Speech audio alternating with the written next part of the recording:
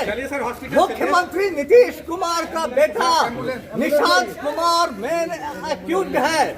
मैंने आज CBI director को मैं सबूत देने के लिए कल दिल्ली रवाना हो रहा था।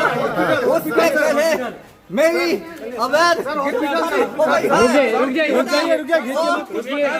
आपके पास? सबूत क्या है निशांत को लेकर? सीबीआई को दूंगा। क्या सबूत है? किस लिए आपको अरेस्ट किया गया? मुझे अरेस्ट किया जा रहा है निशांत कुमार को बचाने के लिए।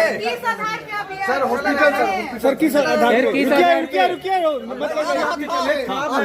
अभी मेरी हत्या की कोशिश की गई है।